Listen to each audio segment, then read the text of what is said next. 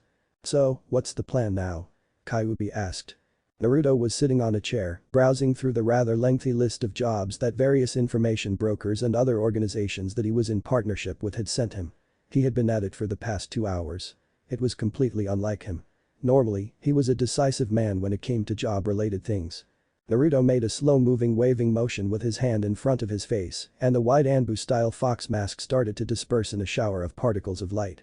The reason why he could even eat without taking his mask off was that the mask was not an actual physical object, but a jutsu that he had created, one that he could easily control at will.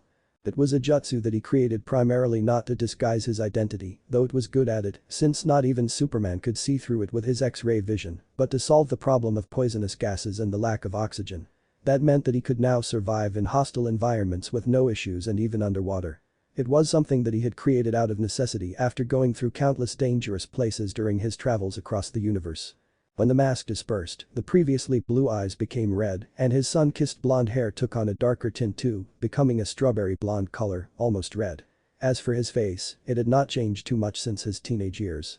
The more noticeable differences would be that the whisker-like marks on his cheeks had become darker and thicker, and that, between his eyebrows, 2 rather deep frown wrinkles could be seen. He looked like a man in his mid-20s. When the mask disappeared, Naruto rubbed his face with his palms and sighed. "I don't know. I don't even know what job to take or if I should take any job at all." The reason why he had become a mercenary was that he needed a way to finance his expeditions. Intergalactic travel was very expensive. Ships capable of interstellar travel, their maintenance costs, the fuel, the weapons to equip them, information, all those things were not cheap at all, regardless of the galaxy. No, their prices were exorbitant, hence also the reason why his services were rather expensive too. But now that he realized that finding a way back home was impossible, he was at a loss for what to do. "You've searched enough, Naruto. Almost a century is more than enough. Even if you went back now, what would you go back to? Everyone in your generation has long since passed away. You know as well as I do that shinobi don't live long lives." Naruto frowned at those words. It had become a habit for him, and that was the reason why the frown lines between his eyebrows were so pronounced. "Don't tell me you've forgotten what happened 88 years ago, Kurama. It's the reason why I don't look a day over 25. For me, it was only 1 hour, but when I came out, almost 50 years had passed in the outside world." At those words, the hair all over Kyuubi's back and his 9 tails became straight like needles as a series of chills went down his back. At that time, Kyuubi had still been sealed inside Naruto, as the two of them had not managed to find a way to let Kyuubi out without killing Naruto until he was in his late 40s. However, through Naruto's eyes, he could see and experience the outside world, just like Naruto could. The sight he had seen that day would forever be ingrained in his brain. It was something that neither he nor Naruto would ever be able to forget. Nonetheless, Kyuubi did not want to back off. "I know what hope you've been clinging on for the past century. Time dilation. You've been hoping that while a century has passed here, maybe no more than a day had passed in the elemental nations. 1.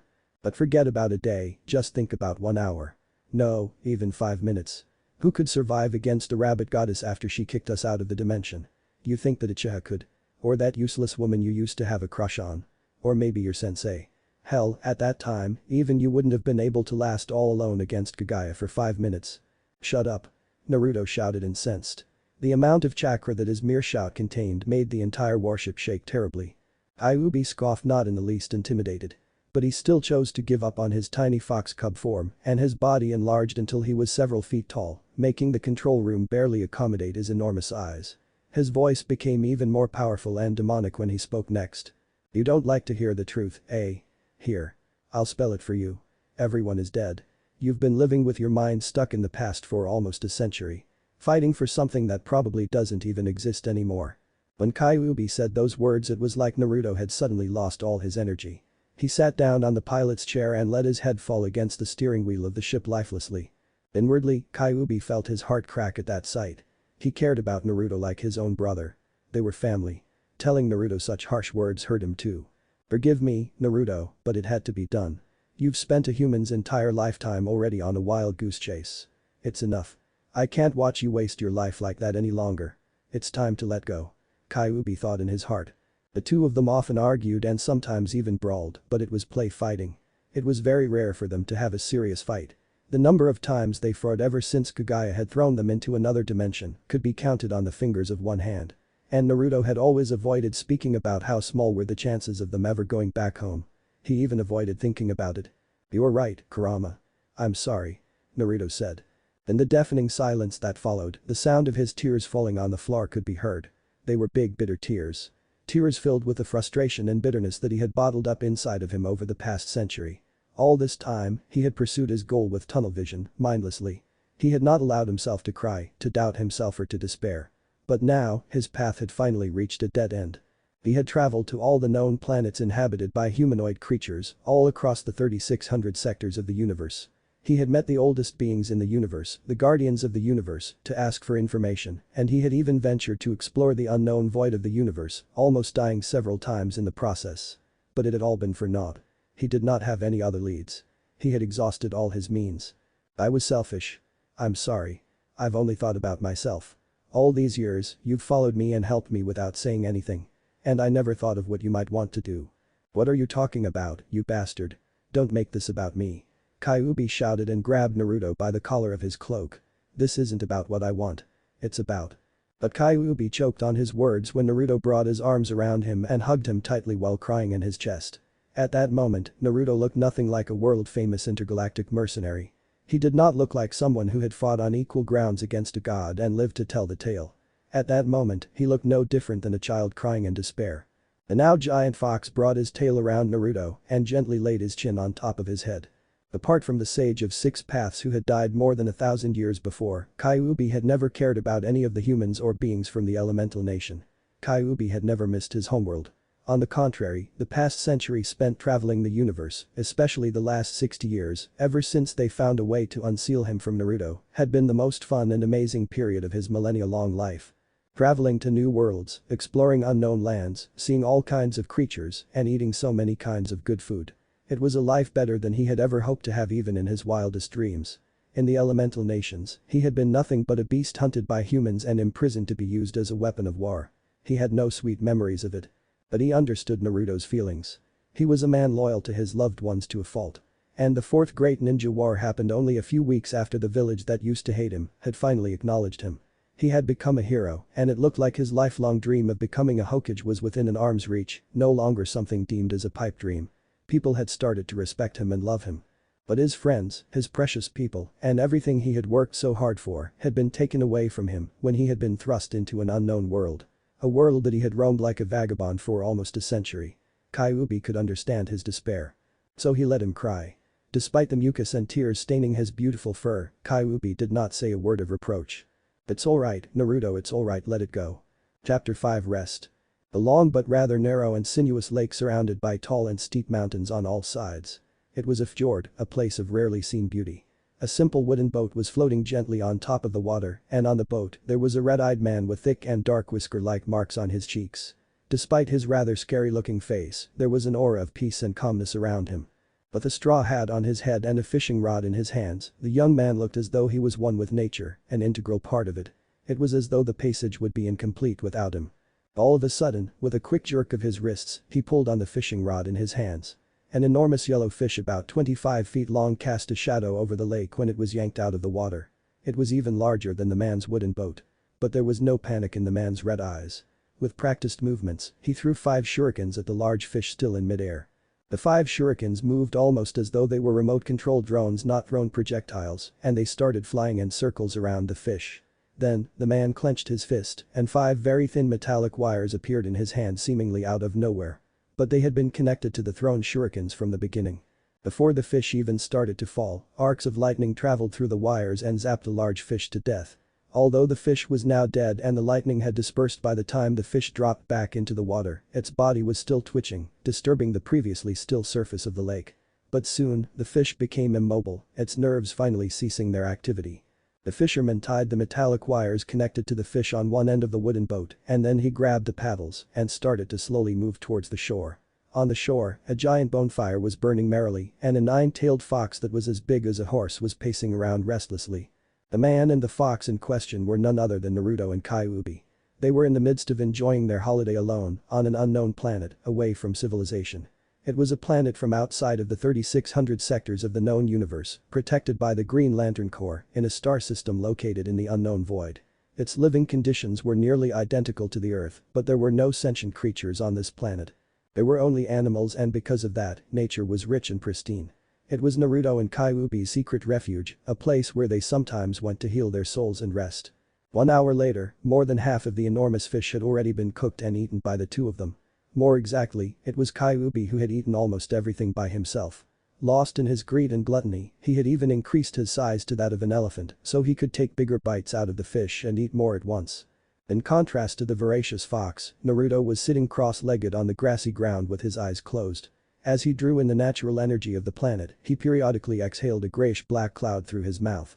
Once every few years Naruto came here to expel the impurities that his body accumulated by drawing in the natural energy of the planets that were inhabited by sentient species. Whenever he used his sage mode on such planets, he would draw on the polluted, infected energy of nature. It did not have an immediate effect on him if it was in small doses, but if left unattended, or if he drew too much of that infected energy at once, he could become like Jugo from the elemental nations and go berserk. Or worse, instead of going berserk, he could turn into a statue if he lost control of the natural energy in his body. He had gone through that in the past once, so he was careful to not repeat his mistakes again. I love this planet. Such pure nature, such calmness, such peace. Naruto opened his eyes and said. I feel like any sage mode user would be able to prolong their lifespan by decades if not even centuries simply by living here.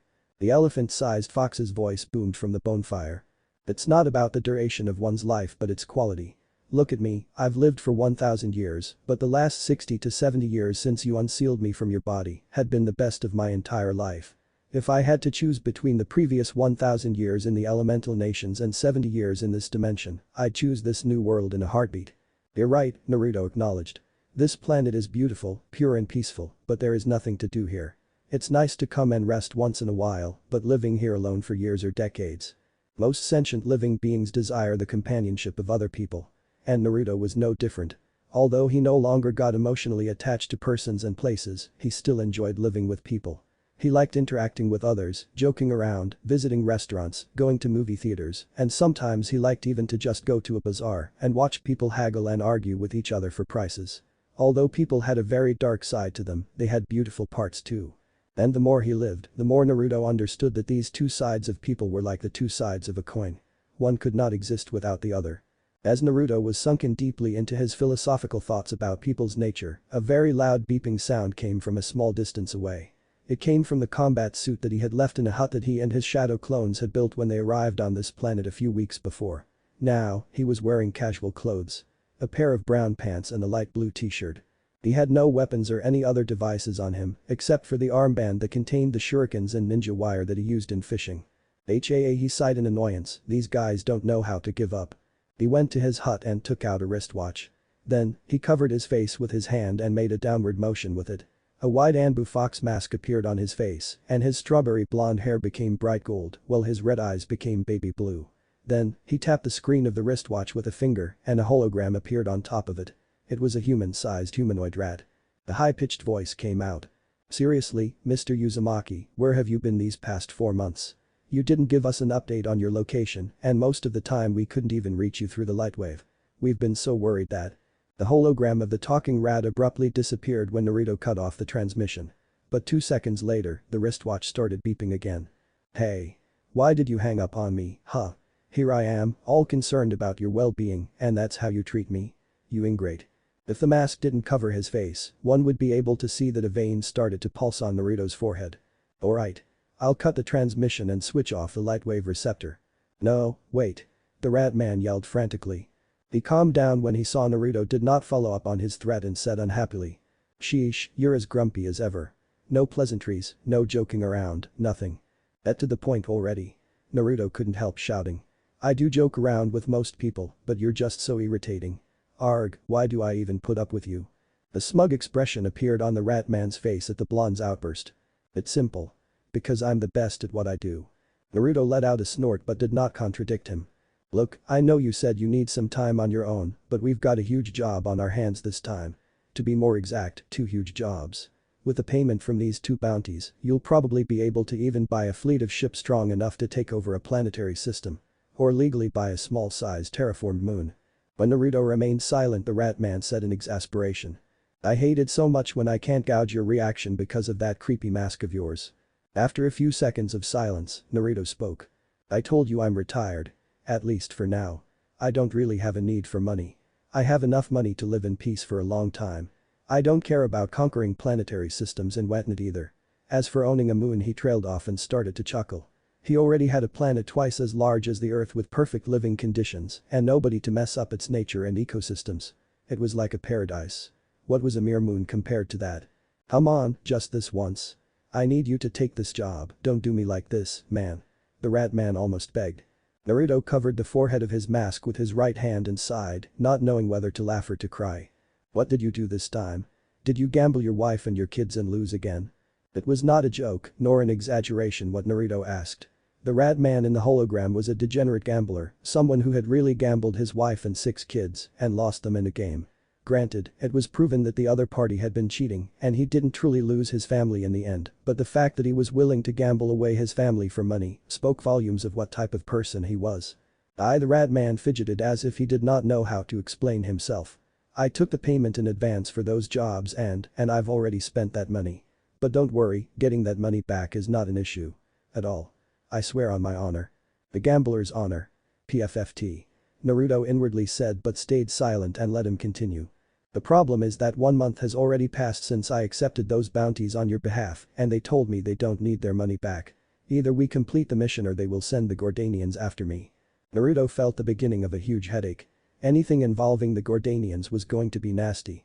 They were infamous for being a warmongering race hell-bent on conquering and enslaving other planets. Explain. That single word made the rat man tremble.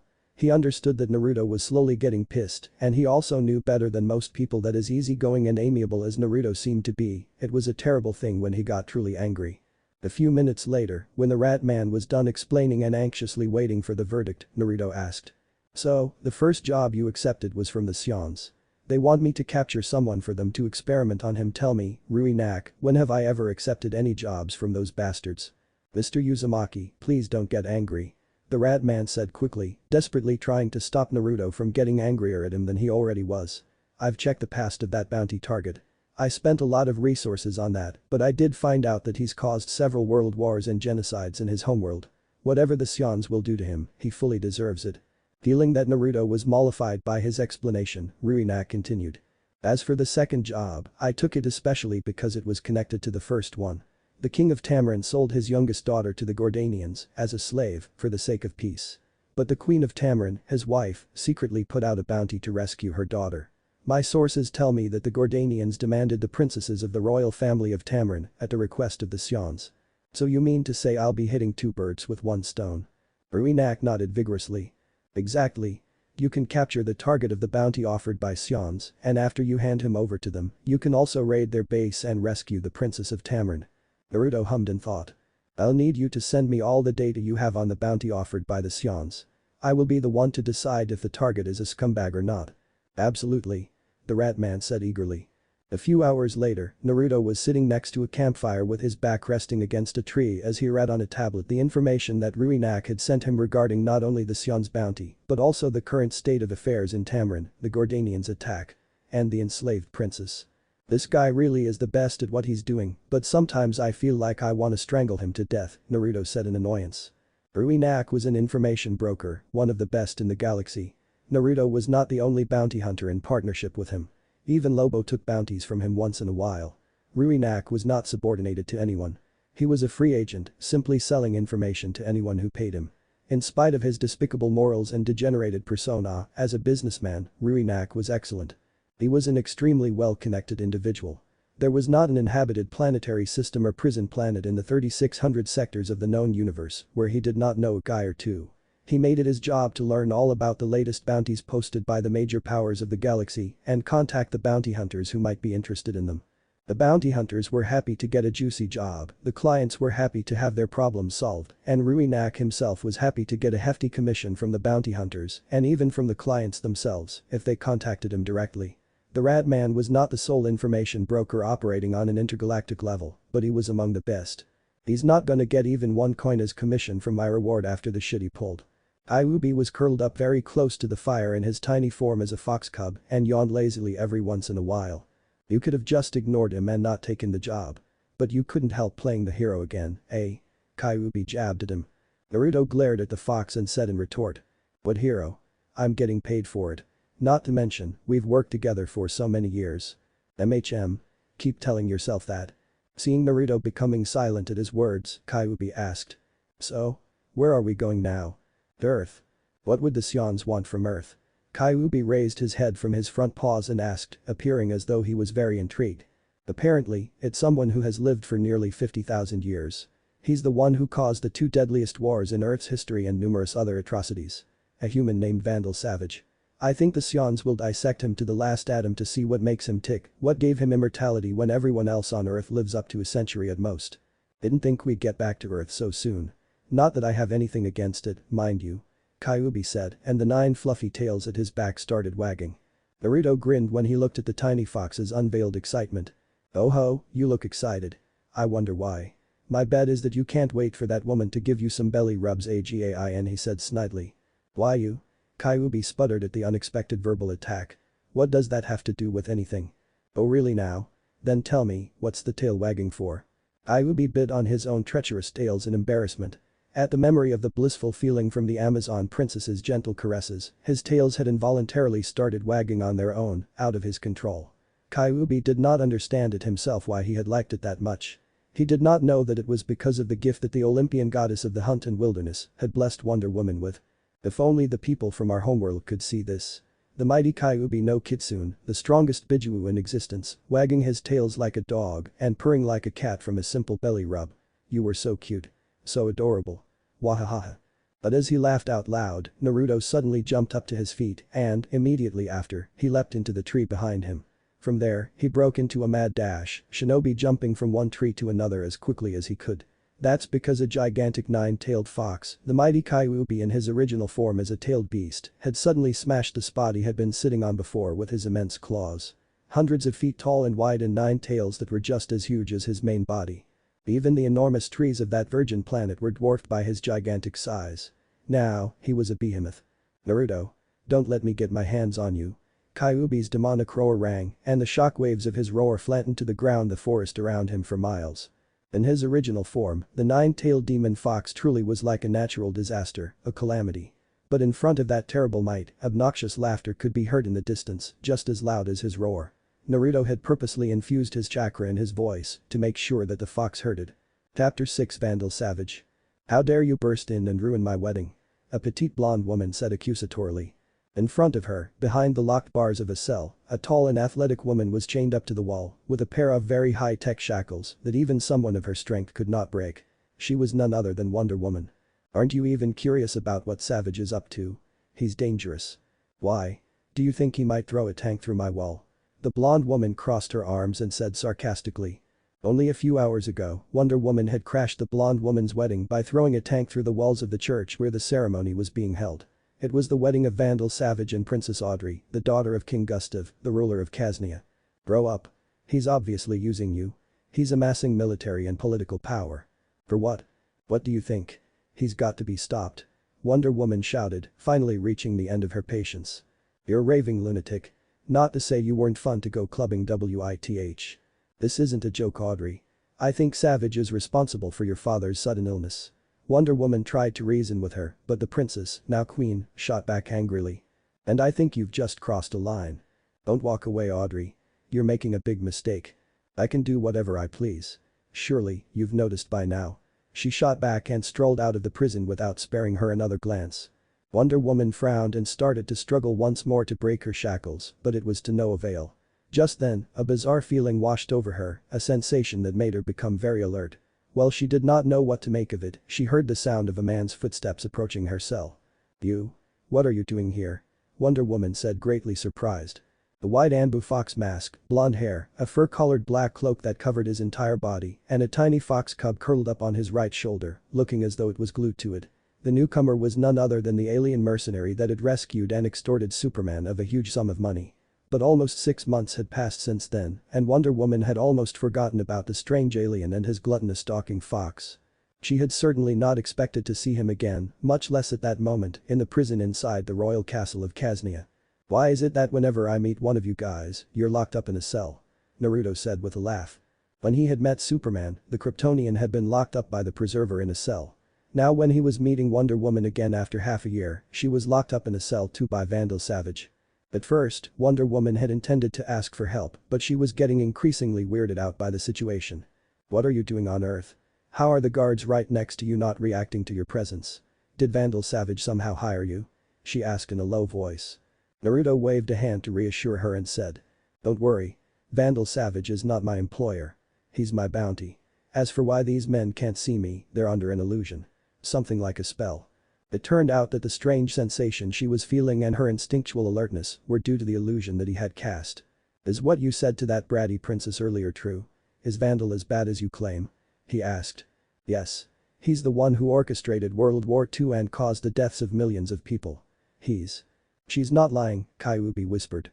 Due to his negative emotion sensing, no lies or negative emotions could escape his radar. Naruto had read up on the data about Vandal Savage that Ruinak had provided to him, but he always researched the veracity of his information by interacting with the locals and doing some research of his own on-site. He never trusted someone's words blindly. "Alright, thank you," Naruto said and stepped away, about to leave. "Hey. Don't just leave, help me out."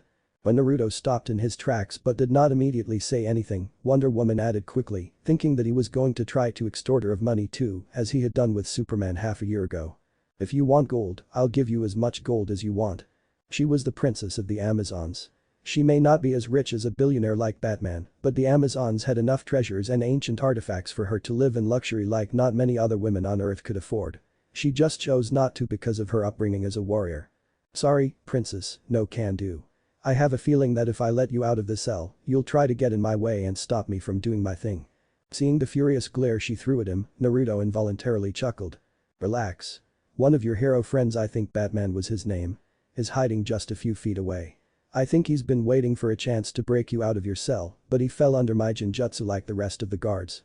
Unlike you who seem to have some innate resistance to magic, he's just an ordinary man. Anyway, once I collect my bounty, I'll release the illusion and he'll free you too." With that, he waved goodbye merrily and left. "Hey. Wait." Wonder Woman shouted after him, but he just continued to walk. But as Naruto left the cell behind him, Kyuubi suddenly jumped off his shoulder. "Yo, Kurama, what's up? You go ahead and capture that Muppet. I'll catch up a bit later," Kyuubi said. Naruto looked at him strangely. "Not a word." Kyuubi growled threateningly, but Naruto would not be himself if he didn't poke fun at him when he had the chance. "Yuliakhr. Shut up. Just get going and stop wasting time," Kyuubi barked at him. After that, although Naruto did not continue to tease him, his chortles made Kyuubi gnash his teeth.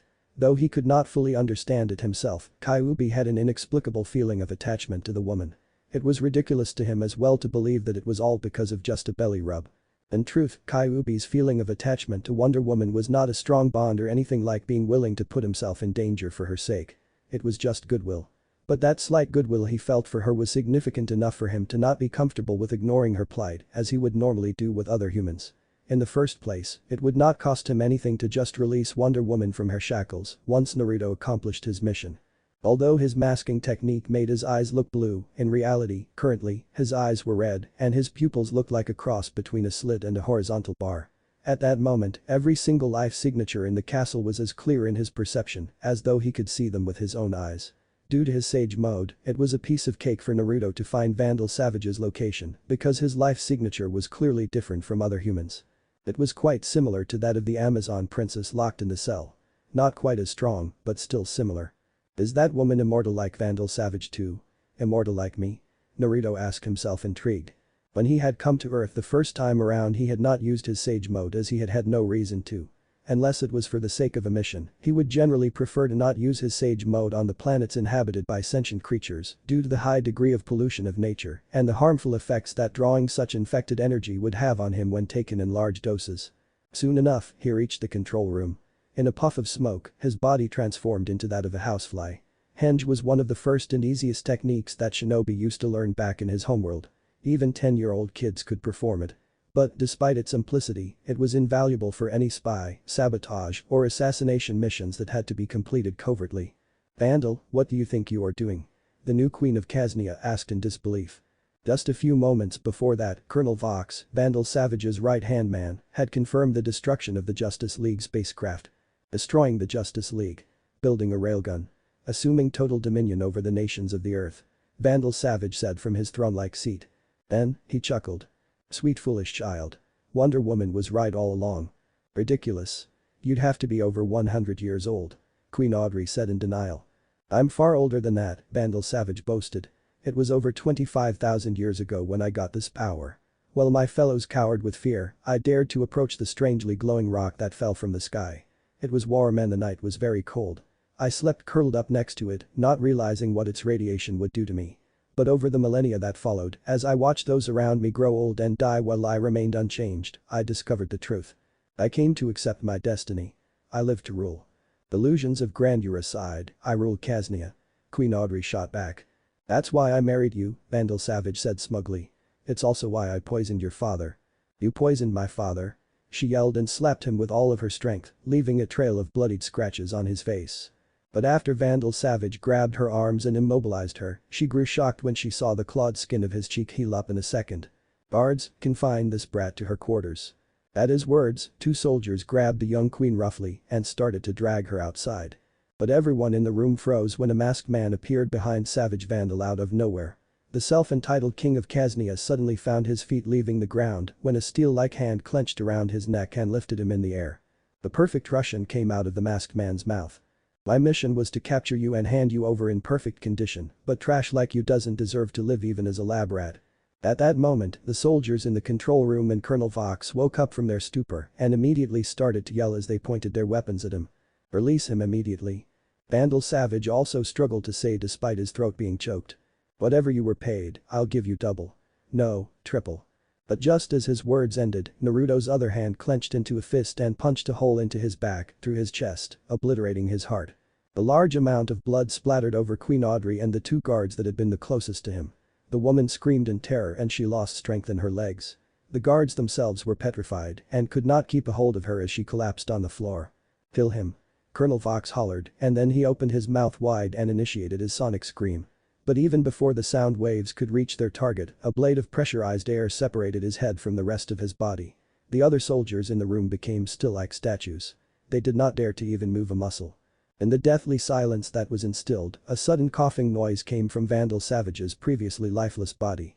I am immortal. Cough, I can't be killed. There is nothing. Absolutely nothing that you can do to me. As he said that, Vandal Savage even broke into raspy laughter. But his laughter died in his throat when another blade of wind beheaded him too like his subordinate. What do you know, I got to kill you twice and even complete my bounty too. This must be my lucky day, Naruto chuckled. Let's see how you're going to revive in an inanimate space, devoid of air, where even time doesn't exist. He took out 2 sealing scrolls from his cloak and unfurled them unhurriedly. Without even looking at the soldiers, he warned them. Don't make any moves. Don't give me a reason to kill you. What a joke. The soldiers around were scared to even breathe too loud, let alone entertain any thoughts of acting against him at that moment. They were just average humans while, in their eyes, he looked like a demon. Even the bratty queen, Audrey, had none of her previous haughtiness. Her face was livid as she watched him, too terrified to move even an inch from where she had fallen. But Naruto himself could not care less about anyone else in the room. He had no interest in killing the others. He had been a shinobi in the past. In a way, he had been military as well. He knew that the soldiers were only following orders. Nevertheless, if they were to shoot at him, he would show no mercy, like with Colonel Vox. He threw one of the scrolls on Vandal Savage's head and the other one on the rest of his body, making them vanish in two small clouds of white smoke. Bringing a finger to his left ear, Naruto spoke. "Hey, Kurama, I'm done here. Kiss your girlfriend goodbye and meet me at the ship." "She's not my girlfriend, you piece of Kyuubi," yelled into his earpiece, but Naruto cut off the connection with a chuckle. After he grabbed the two sealing scrolls from the floor and pocketed them inside his cloak, he disappeared, leaving only a few arcs of yellow and black light flickering in his wake. A few minutes after Naruto teleported away from the room, Batman and Wonder Woman burst through the doors of the control room. But they only found an obscene amount of blood splattered everywhere. Soaked with Vandal Savage's blood, Queen Audrey was still lying on the floor with a blank look on her face, while the rest of the soldiers in the room were looking at each other, filled with helplessness and uncertainty. They did not know what they were supposed to do in that situation. Despite Queen Audrey's previous behavior towards her, Wonder Woman came to her and asked kindly. "Audrey, can you tell me what happened?" But the blonde woman was in shock. She was incapable of speech at that moment, just staring blankly at the pool of blood on the floor. "You, tell me what happened here," Batman ordered one of the soldiers. After getting the full story from the soldier, Batman's hands clenched into fists. Not for the first time since he had joined the Justice League, he had found out the hard way what it meant to be a part of a team of superheroes while he had no superpowers himself. He had fallen prey to the alien mercenaries' illusion technique without even being aware of it, just like the men guarding Wonder Woman's cell.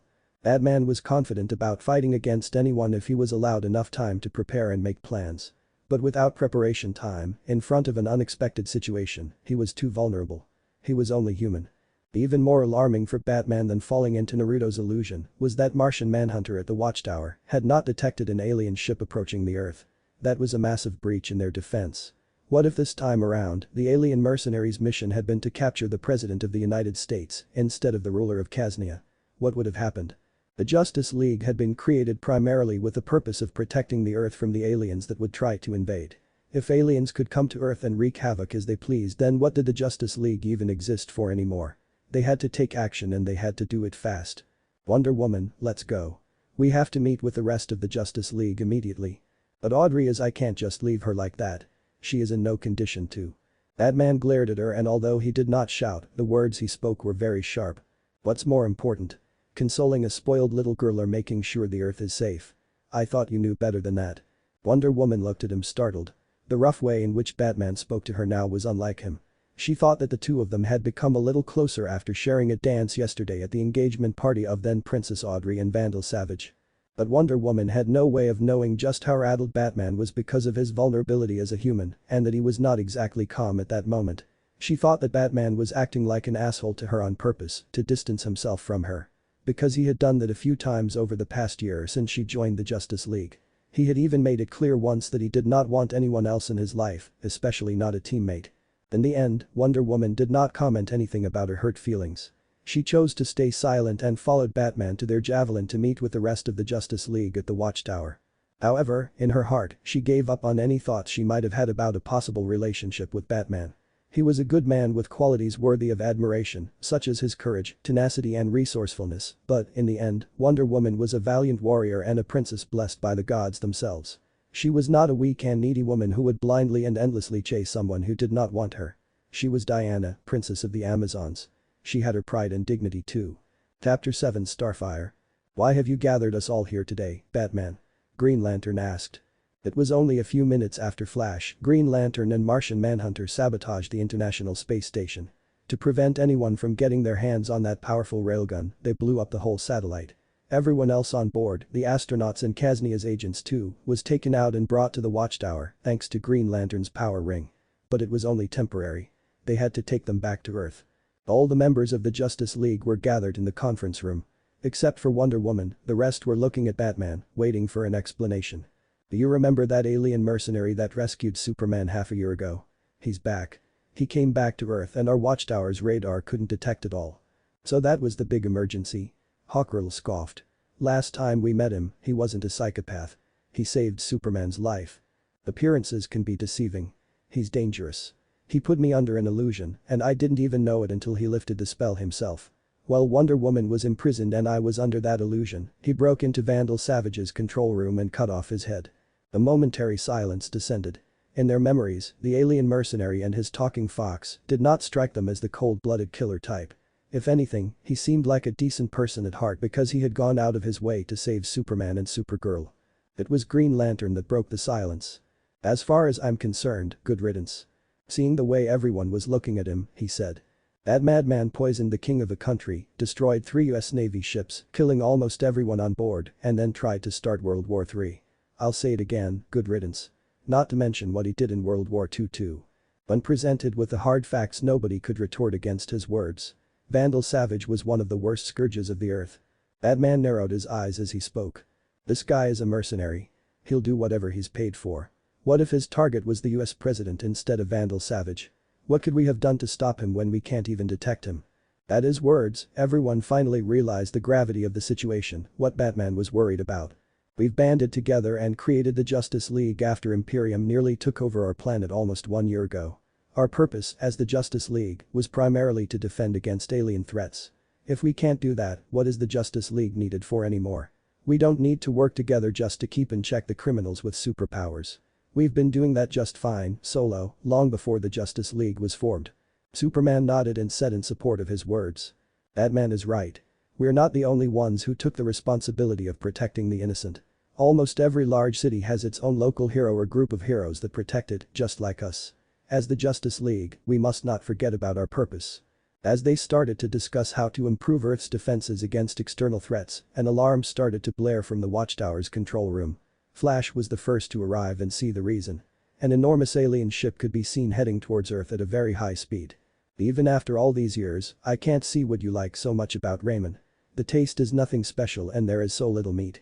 We're also in the middle of a job, aren't we?" Kyuubi's voice sounded in Naruto's earpiece. Naruto brought the bowl of ramen to his mouth and drank all the remaining soup in one breath. "Shut up, when was the last time I had ramen?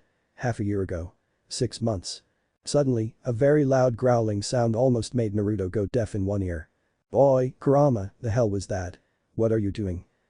Just a stupid bear that didn't know its place. "I'm going to eat roasted bear now. Talk to you later." Kyuubi said and then cut off his transmission. "Good grief," Naruto said and chuckled at Kyuubi's antics. After capturing Vandal Savage, Naruto did not immediately leave the Earth. Earth was one of the very few planets where people cooked ramen, and he had not eaten any in half a year since the last time he came to Earth. Naturally, he would not pass on the opportunity to have some again. But Kyuubi did not tag along with him this time around and chose instead to wander through the Balkan Mountains, where Kaznia was located in the meantime, having some fun of his own. As for Naruto, he flew halfway across the planet from southeastern Europe to the northeastern coast of the American continent to Boston City, where he had eaten ramen the last time. While the Justice League was having a very serious discussion concerning the danger that Naruto posed, the man in question was in a world of happiness as mountains of empty bowls of ramen piled up on his table.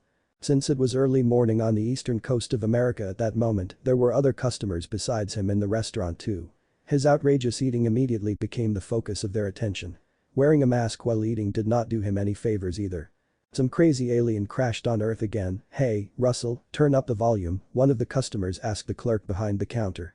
It looked like the customer in question was a regular because the clerk listened to his request and turned up the volume on the TV hanging above the counter.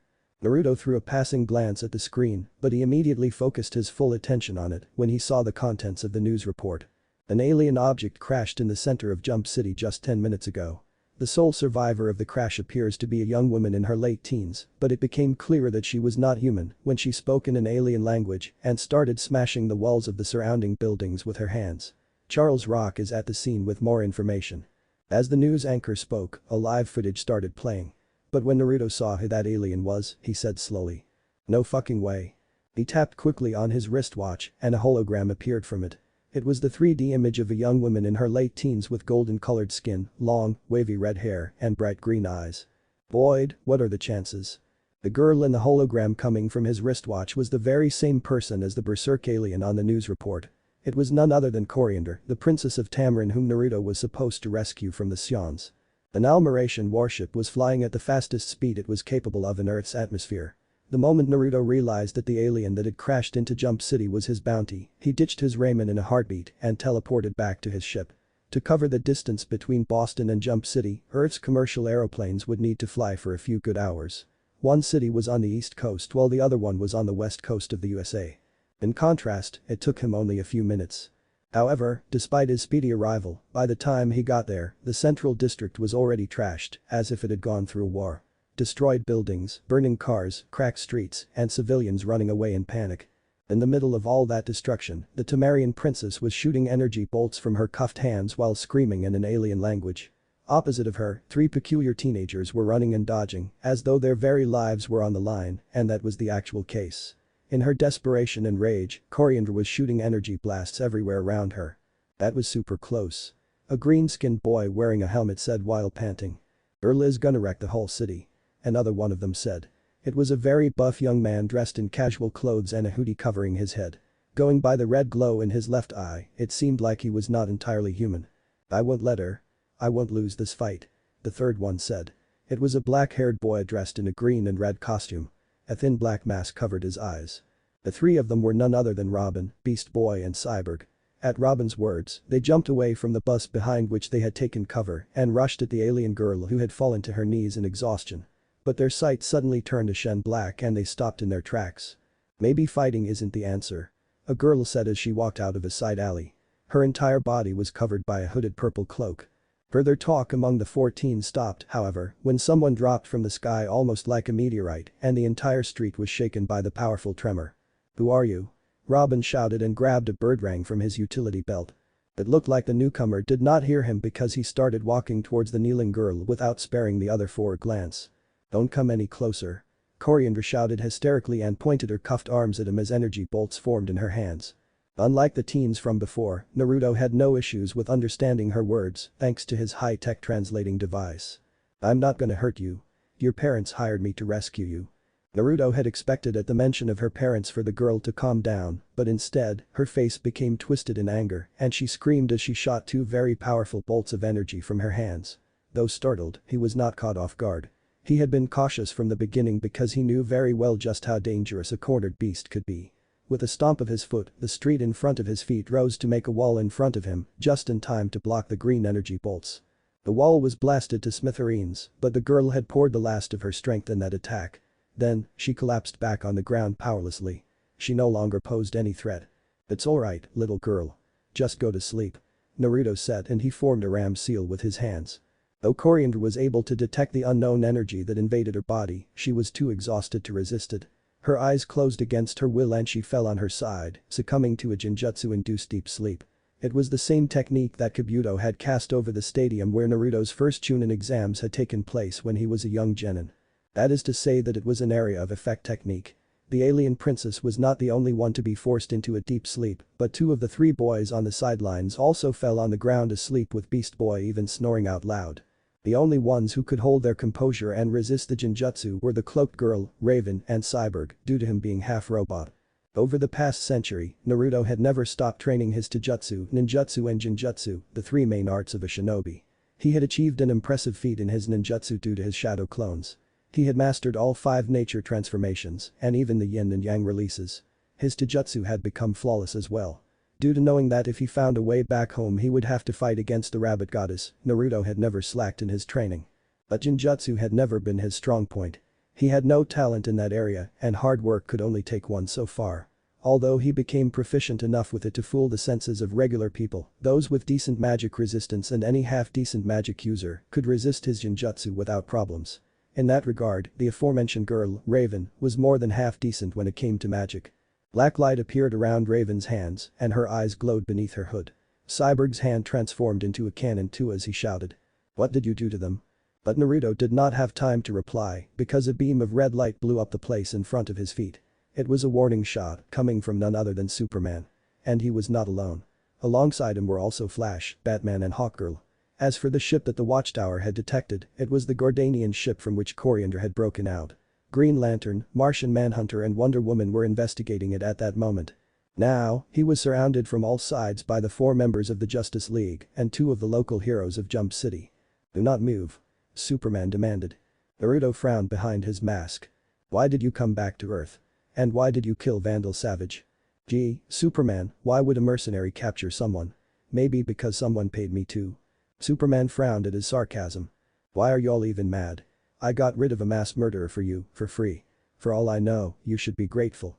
No lengthy trials, no chance for him to buy his way out with bribes and good lawyers, and no chance for him to escape prison again either. He's finished. That's not how things work on Earth, Batman retorted. No one has the right to take the law in their hands and kill. Naruto let out a drawn-out sigh. Whatever you say. I'm not in the mood for polemics. Look, I'll just get my bounty and be out of here. Then, under their eyes, he bent down, grabbed a sleeping princess from the ground and put her on his wide shoulder. Put the girl down, Superman ordered as he started making steps towards him. She's my bounty. And she's not an Earthling. This has nothing to do with you. Naruto said calmly, trying to reason with him. However, in the next moment, a red blur rushed at him from behind at the speed of sound. But with a light stomp of his foot, dangerous-looking spikes burst from the ground, almost impaling the attacker.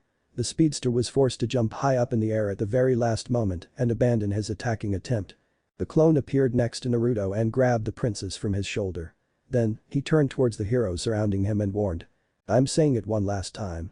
This has nothing to do with you. Back off before things get ugly. I don't want to hurt you. Generally, Naruto tried to not get into altercations with good-natured people. He did not want to kill or maim people that did not deserve it. However, because he was not bound by their tight morals, once in a while, scenes like the current one still took place. Oh, I don't know who'll get hurt in the end, Hawkgirl said, and her mace shone menacingly with electricity. I suggest you let go of that girl and hand over Vandal Savage's remains too. After that, we won't stop you from leaving. You can leave the Earth and never come back. Batman said. Naruto no longer spoke. He prepared for fighting. Naturally, in normal conditions, he could have just teleported back to his ship and then be on his way. But with Coriander in his custody, things were different. He was more than capable of teleporting her alongside him, but the problem came after that. He did not know for how long the Genjutsu that he had placed on her would last. His skill with Genjutsu was unreliable. If she wakes up in my ship and starts throwing around her energy bolts, my ship will be toasted. Initially, he had intended to explain the Tamaranian princess the situation and make her come willingly. But that idea flew out of the window with the Justice League's appearance. Of course, he also had another option. To beat the crap out of the girl until she became physically unable to even move, but Naruto was not the kind to raise his hands against innocents. Especially since his mission was supposed to be about rescuing and protecting her, not breaking her arms and legs. But just then, a huge hologram appeared in the sky. It was the image of a muscular humanoid lizard with red eyes and metallic wings. It was a Gordanian. A sonorous voice reverberated through the entire city. People of Earth. We come to your planet to hunt down an escaped prisoner. A very dangerous prisoner. Do not interfere and we will leave your city with minimum damage. But if you attempt to assist her, your destruction will be absolute. Just as the Gordanian's words ended, Martian Manhunter's voice sounded in Batman's earpiece. Batman, the Gordanians on the ship do not want to negotiate. We cannot approach them easily either. They have their weapons aimed at us. True to the Martian's words, only a few moments later, a swarm of flying Gordanians appeared in the sky above Jump City. There were almost 100 of them. Chapter 8 Caterpillar. Gordanians. Why are they here? The words came out of Hawkgirl's mouth. Originally, she was more than ready to start brawling against the masked alien mercenary, but the moment the immense hologram of the Gordanian ship's commander appeared in the sky, she immediately changed her mind. She was not the only one either, Green Lantern was of the same mind as well. Though the Gordanian Intergalactic Empire was from outside the 3600 space sectors regulated by the Green Lantern Corps, most of the Green Lanterns were aware of their evil deeds. Superman, we are focusing on the wrong guy. Green Lantern transmitted through his earpiece. He was currently flying very high up in the air, in front of the Gordanian ship together with Martian Manhunter and Wonder Woman. I've heard about the Gordanians before. There. Hawkgirl cut him in the middle and continued his words. An intergalactic empire hell-bent on conquering and enslaving the galaxy. My people, the Thanagarians, have been at war against them for generations. They're the worst scum of the universe, pieces of trash that conquer planets and sell their inhabitants as slaves. Her voice was quivering with anger. The hate in her voice could not be faked. Her hatred for Gordanians had been ingrained in her since she was a frail child. They were her race's archenemy. It did not take a genius to realize that the alien girl was an escaped slave from one of the worlds enslaved by the Gordanians. They also reached the conclusion that the mercenary had no intention to harm her, given that he had not attacked her and had only put her to sleep. Nevertheless, Naruto had no way of knowing what the Justice League was talking about amongst themselves. When Superman got within a 25-foot-long distance from him, he thought that they were finally going to attack him. I've warned you, boy. I gave you a chance to back away. You only have yourself to blame. He spoke coldly. Wait, Superman began to say. He wanted to momentarily cease their hostilities in order to deal with the Gordanians' attack first, but his change of heart had come a little too late. The masked mercenary spread his feet in a wider stance and his legs bent slightly from the knees. Then, he slapped his hands together like in prayer, and his fur-collared black cloak began to float and billow, despite the absence of any wind, revealing the combat suit he was wearing underneath. A terrible aura started to ooze out of his body, and a great feeling of danger assaulted Superman's sharp senses. But he was left with no room to react at all before he found himself losing his equilibrium and getting slammed against the ground. He was not the only one. On a radius of 600 feet around the praying Naruto, all living beings fell flat on their face against the ground. Only a few moments later, the nearly 100 Gordanians that had been flying in the air before were smashed against the ground too, cracking the streets with their bodies and splattering the surrounding cars and buildings with their blood. Fortunately, there were no civilians around as they had evacuated the entire district from the moment that Coriander had started to crazily blow up everything around her. But the ones present at the scene, the Gordanians, the Justice League and the 4 local heroes of Jump City, were not as lucky. "What is this?" Flash said as he tried to push against the ground with his hands, but he fell back with a thud that almost knocked him out cold. He was finding it hard to even breathe. An invisible force was pulling at his internal organs, and his blood was churning. Hawkgirl was similarly flat against the rooftop of a building. Her superior Thanagarian constitution made it easier for her to bear with it than someone like Flash, but she could still not move even an inch from where she stood. As for Batman, he was on the brink of death, barely holding on to his consciousness. It was gravity. With Naruto as the center, in a circle of 600 feet in diameter, Earth's gravity was multiplied several times over. It was the peak of mastery that Naruto had reached in the Earth release and the 6 Paths Age mode. Every living being in that area was flat on their belly or back, struggling to cope with a force that threatened to end their lives. The Tamaranian princess, Robin, and Beast Boy had been shaken out of their Genjutsu-induced sleep, but they were similarly helpless, especially Robin who was in the same situation as his former mentor. The only one able to rise up from the ground was Superman. His immense strength as a Kryptonian was clearly living up to its fame. "If this goes on, everyone will die. We were in the wrong. Please stop," Superman said, his breathing erratic. The nearly 100 armed Gordanians that had flown down to Earth were all dead already, their smashed and bloodied corpses creating a macabre passage. The cloaked girl, Raven, had encased herself in a sphere of pure darkness and was probably still fine as she sat on the ground. Beast Boy had turned himself into a tiny flea to decrease the effect of gravity on his body as much as possible, and Hawkgirl was in no immediate danger either, just immobilized. But Flash and Cyborg were starting to have serious difficulties, while Batman and Robin were on the verge of dying. Though he was very annoyed at the Earthlings' nosiness, Naruto had never intended to kill them. That's why he had chosen to immobilize them instead of throwing any deadly techniques at them. Therefore, when he heard Superman's offering of peace, his hands that were stuck to each other in a prayer parted. Like a miracle, the terrible pulling force stopped. Although the Justice League and the heroes of Jump City were now free to move again, nobody dared to resume their previous hostility. But their collective relief was almost palpable. However, when they thought that it was finally over, a haze of red and gold light began to pour out of Naruto's body. From his legs to his waist and up to his chest before finally enveloping his head too, almost like a cocoon. Bathed in gold and crimson red light, he appeared like a miniature sun in the darkness of the night. 1. The entire process took only 1 second, but to the onlookers, it felt as though it was much longer. Then, the cocoon of light blasted outwards and a tremendous aura of power flooded the entire sky and not only. At that moment, regardless of what place on the planet they were, the magic users highly attuned to the flow of magic sensed the disturbance. Inside a high-class restaurant in London, UK, a blonde man was having dinner with a very wealthy-looking man. He was in the process of promoting a brand new sleeping pill, self-created pills charmed to produce a magically induced sleep, when he suddenly jumped up to his feet, almost flipping the table and greatly startling his dining partner and potential customer.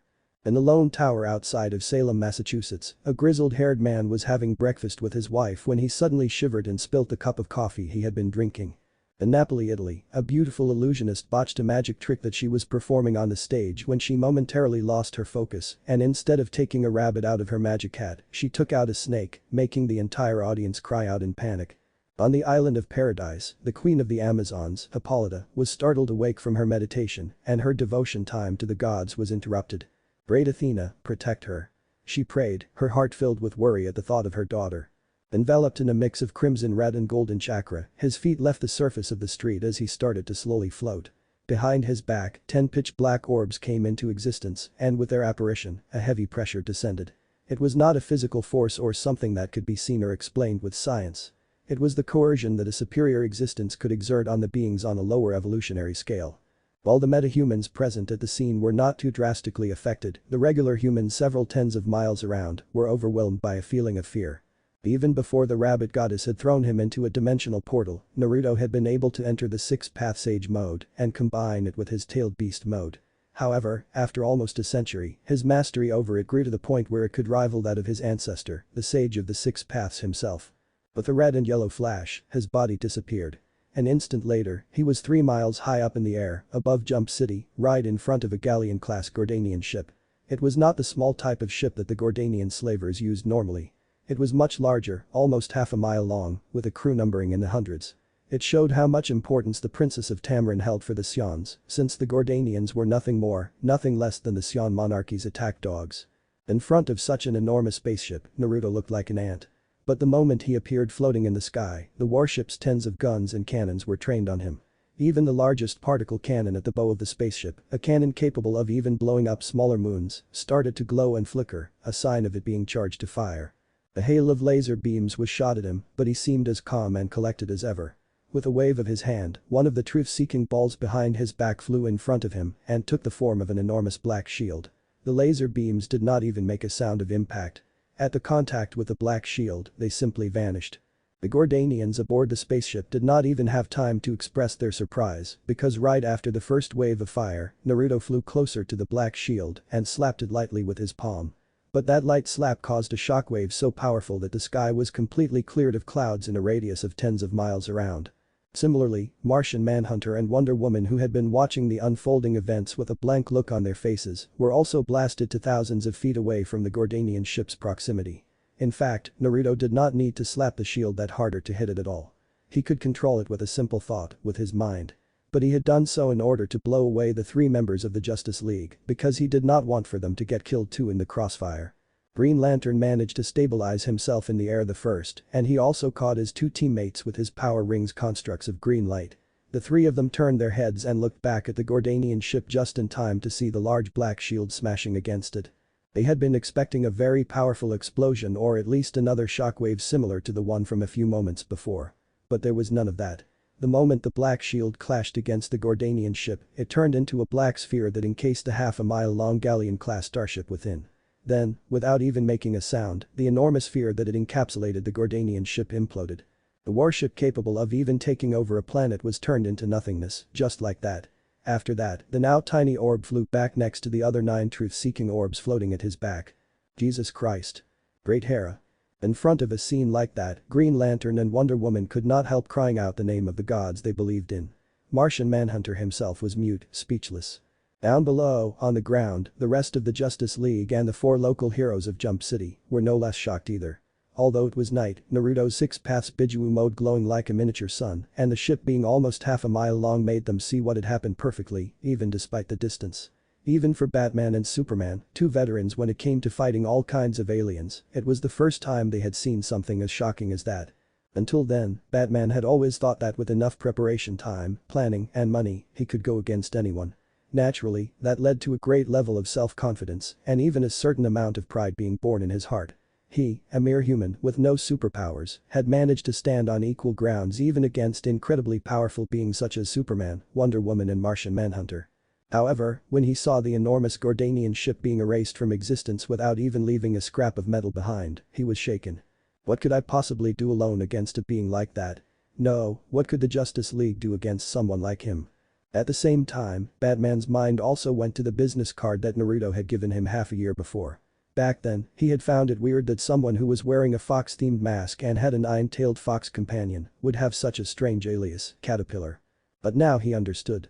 At first glance, Naruto had looked like an easygoing guy and a money grubber. A mercenary, fitting the stereotype. Ordinary and unassuming like a caterpillar. But just like caterpillars transform into very beautiful butterflies once they come out of the cocoon and evolve, it was the same with Naruto when he revealed his true power. Everyone watched with trepidation how the deity-like alien flew back to the ground. Though Superman tried to not show his inner emotions, a focused observer would notice how rigid his expression looked. It was even worse because Superman could feel that the alien's powers were of a magical nature, the bane of his physiology alongside kryptonite and red radiation. Nonetheless, Naruto was not interested in antagonizing them or getting back at them for trying to make things hard for him. Though he loved to joke around and act like a filled with youthfulness man, his mind was still that of an old man. In his eyes, the Justice League were nothing but a group of children that tried to pick a fight against an adult and got their butts whooped. For him, it was enough if they learned their lesson and stayed put for a while. He had no further interest in quarreling with them, and he certainly no longer cared about preaching and force-feeding his philosophy of life to other people, like when was a teenager. The red and yellow energy seeped back into his body, and the 10 truth-seeking balls melted into his back, joining his chakra pool too. Without saying a word to the ones around him, he headed straight towards Coriander, who was still rooted in her place, despite having woken up earlier from the genjutsu he had placed on her. "I've killed your captors. As I told you before, your parents hired me to rescue you," Naruto told her, and the translating device did its job to change his words into the language spoken on Tamarin. Coriander looked like she wanted to say something, but besides the trembling of her lower lip, she could not move her mouth. She was terrified. "Come with me. I hope you will behave and not throw any temper tantrums. For your own good." A shaky nod was all the confirmation he needed before placing a hand on her shoulder and teleporting themselves back to his ship. Now, he did not need to physically restrain her anymore. The girl was too scared to go against his words. "I felt your power all the way from the other side of the planet. What the hell did you do?" Kyuubi asked when Naruto flew back to Europe with his ship to pick him up and leave the planet. In response to that, Naruto threw up a mouthful of coagulated purple-black blood in the toilet. "Ugh, I hate this." Half of his face was violet and there were patches of purple and black over his hands, forearms and chest too. It was the effect of drawing the polluted natural energy of the earth when he had entered the six-path sage mode. He had drawn a rather large amount of natural energy to conjure the truth-seeking orbs and use one of them to disintegrate that enormous Gordanian ship. What was happening currently was the reason why he always avoided using his sage mode unless it was necessary on the planets inhabited by technologically advanced sentient beings. Those planets would be infected and polluted by the beings living on it. When he entered the six-path sage mode on such a planet, it was as though he was drinking poison. Now, he was facing the consequences. After he threw up a few more times, he took a quick shower and came back to the living quarters of his ship, where Coriander was still waiting on the very sofa where he had left her an hour ago. She had not moved at all. But she did manage to regain some of her composure in that time frame. When she saw the masked Naruto entering the room, she asked, "What are you going to do with me?" Naruto sighed. "Look, I told you 2 times already. Your parents hired me to rescue you from the Sions." "You're lying. Just tell me the truth," Coriander said, almost shouting. She looked very agitated. "You're saving her life and that's how she shows her gratitude. Ungrateful little twerp." Kyuubi growled and one of his tails elongated, about to slap the snot out of her, but Naruto put a hand on his head to stop him. "It's alright, Kurama," Naruto said. "It's not that bad, I'm fine." Clearly, Naruto was referring to the reason why Kyuubi was angry, the fact that he got seriously ill. When he looked at the poisoned visage of Naruto and then at the girl who had not even said a thank you, he wanted to beat her up good and teach her some manners. Turning his attention back to Coriander, Naruto said, "I am a man of my word. I do not lie. Not in this kind of important matters." "How are you not? My parents have been dead for years." The girl shouted, tears threatening to spill from her eyes. Naruto and Kyuubi looked at each other in doubt. "Explain," Kyuubi ordered. "It all started when the Gordanians attacked our planet. My sister had sold our planet's defense plans to the enemy. Because of her betrayal, Tamarin was conquered. In order to preserve the peace, for the sake of all the people of Tamarin, I was offered as a tribute to the Gordanians, as a slave." As she said that, Coriander's green eyes glowed with anger and hatred. "After that, my sister staged a coup and took control of Tamarin. Her men had executed the entire royal family, both my parents and my brother. Only I was left alive, sold to the Sions who tortured and experimented on me for years." Energy bolts started taking form around her hands and she looked like she was about to lose control of them in her rage, but a large tail slapped her across the face so hard that she was thrown off the sofa. Her energy bolts disappeared back into her body before they could be fired. "If you as much as damage one chair in this ship after all he went through to rescue your sorry ass, I'll eat you alive, bounty be damned. This is your one and only warning." That threat would have come out as amusing had it been the previously tiny fox that made it, but that was not the case. Instead of a tiny fox cub, there stood an enormous 9-tailed fox now, a fierce demon that cast a shadow over the entire living room with its eyes. Kyuubi had no lost love for humans of any kind. That's why his behavior towards Wonder Woman had been strange in Naruto's eyes. Normally, this rough and violent attitude was what he showed to other people, not to mention how angry he was at the moment because Naruto had gotten himself hurt. "Kurama. get a hold of yourself. That's enough. Naruto said seriously. Though still pissed, Kyuubi listened to his words and reverted to his regular form. Naruto took him in his arms and then placed him on his shoulder where Kyuubi liked to sit usually. Follow me to the control room, Naruto told the girl, and she hurried to come after him. Kyuubi, smacking her with his tail, had reminded her that she was not in a situation where she could throw tantrums and that the man in front of her was strong enough to kill her in a heartbeat, unlike the Gordanians from whom she had managed to escape before. After taking a seat in front of the computer, he called his information broker. "Come on, pick up you dirty rat," Naruto said in annoyance after the fourth unanswered call. "I have a bad feeling about this," Kyuubi said. "I don't know, man, Ruinak has never tried to screw with me. He's never lied to me about job-related things. But there are only two options. Either the girl is lying about her parents being dead. Or that rat bastard is lying." And I sensed that the girl was speaking the truth. Naruto shook his head. "No, we can't take this as absolute. You know your negative emotion sensing can be fooled sometimes. If she truly believes that she is speaking the truth, you will not detect any lies, even if what she says is not right. It could very well be that she was made to believe that her parents were killed. That sounds more likely if you think what a piece of shit her sister is and that Ruinak has never given us a reason to doubt him." But Kyuubi was holding his position firmly. "Trust me on this, Naruto.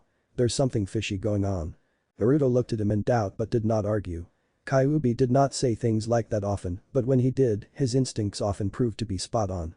As he typed on the keyboard to set the coordinates for the next space warp towards Tamarin in the Vegas system, he resolved himself to approach the rest of the mission with extra caution. Chapter 9 Demonic God. What in the world did I put in the wrong coordinates? Naruto muttered to himself when he saw the desolate scenery outside through the pilot cabin's window. It was a scene extremely similar to the one that he had seen half a year ago when he went to the Rao system at the request of Superman and saved the young Argonian girl, Kars Orel. Countless asteroids littered the space where the planet Tamarin should have been. "Computer, confirm our location," Naruto ordered. At his request, the large screen of the computer showed a very detailed map of the Milky Way galaxy, a map that proceeded to be zoomed in rapidly. It took just a few seconds for the map to be zoomed in until only a planetary system was displayed on the screen. The Vega system. On it, an inverted green triangle was blinking above the planet Tamarin. But when looking through the windows of the ship, Tamarin was nowhere to be seen. Countless chunks of rocks and a large amount of debris were all that was left of the previously flourishing planet. Although Coriander did not understand the Almeratian language that Naruto used to interact with the AI of the ship, it did not take a genius to understand what was going on when she saw their location on the map of the Vega system and the massive asteroids outside. Tears welled up in her eyes and she started crying bitterly. From someone who had had everything, Coriander had lost everything. Initially, a princess of the royal family and the next in line to become the ruler of her planet, she was sold out by her own parents at a very frail age for the sake of the greater good. For peace she became a slave and she even lost her innocence when one of the Gordanian jailers raped her. She had murdered that Gordanian in revenge later on, but the damage done to her was obviously not repaired. Instead, things only continued to spiral downwards from there. After killing her jailers and attempting to escape, the Gordanians thought of her as too dangerous and sold her to their allies, the Sion monarchy. In the following years, she endured all kinds of torture and experiments at the hands of the Sions. And now, even her homeworld had been destroyed. Coriander let herself down on her knees and sobbed in her hands. Over the course of his long life, after witnessing the death of many worlds, including the apocalypse of his own, Naruto inadvertently became detached from the world around him. He would enjoy the moment and have fun, but he always kept other people and places at arm's length, never letting anyone in his heart except for his lifelong friend, Kyuubi. However, at that moment, hearing the girl's anguished cries cracked his heart. You understand pain a little now. If you don't share someone's pain, you can never understand them. Even to this day, almost a century after his fateful battle against the leader of the Akatsuki, Uzumaki Nagato, Naruto could vividly remember every single moment of it, every single word of his former enemy. Nagato was the one person who had marked him the most, even more than his mentor, the Toad Sage. The older he grew, the more he realized the naivety of Jiraiya's dream and the harsh truth in Pain's words. Naruto lowered himself to Coriander's level and put his hand gently on her shoulder. "I'm sorry for your loss." Her situation hit very close to home for Naruto. He may have not had it as bad as Coriander, but just like her, he had also been sacrificed by his own father for the sake of the village, for the greater good. Betrayed by their family for the sake of peace. And just like her, he had also lost his homeworld. He understood all too well her pain.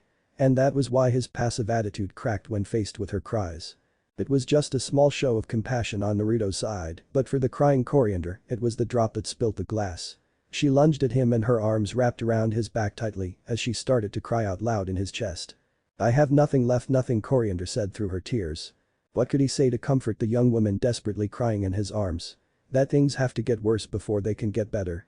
Or that she's at the lowest point in her life and that from now on, things can only go up. In his mind, such cheap lip service was disgusting. He chose to stay silent, only offering her a shoulder to cry on.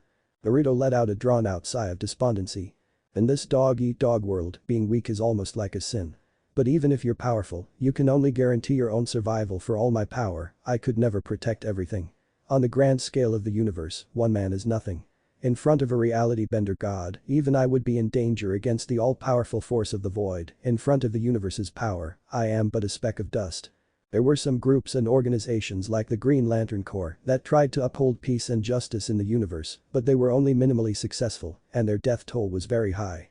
Despite their efforts, intergalactic wars still raged on, greedy dictators took over planets and enslaved their inhabitants, and mad conquerors destroyed everything in their path. And that was only on a large scale, to say nothing about the countless conflicts that took place every day on every planet.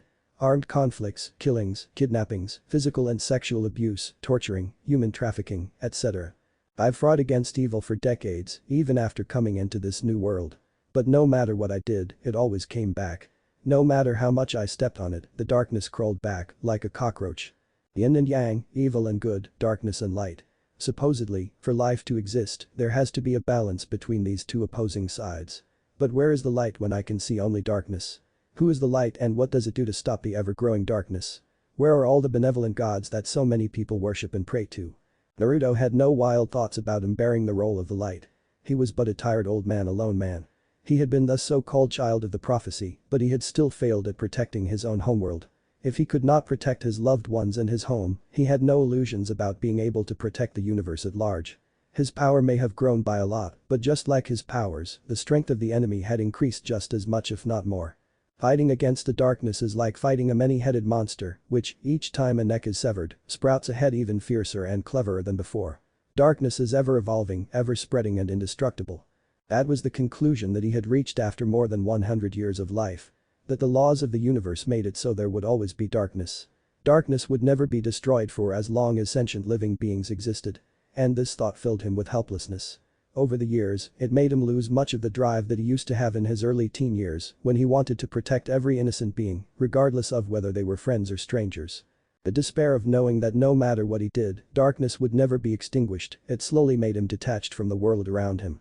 But there were moments like the present one when he came in contact with people whose pain he could relate to. People like Superman, people like Coriander. Those moments always shook his cold heart and perturbed his inner peace and calm. "What are you going to do now, Naruto?" Kyuubi asked quietly. After taking the sleeping Tamaranian princess to one of the rooms in the ship's living quarters, Man and Fox were now back in the control room, alone. "I'm going to turn in Vandal Savage to the Sions first. You do realize that this bounty was most likely a highly elaborated trap from the beginning, right?" Kyuubi asked again. "Oh, I am betting on that," Naruto said darkly. From the moment that he saw that Tamarin was destroyed, he realized that Kyuubi's hunch about Ruinak betraying them was right all along.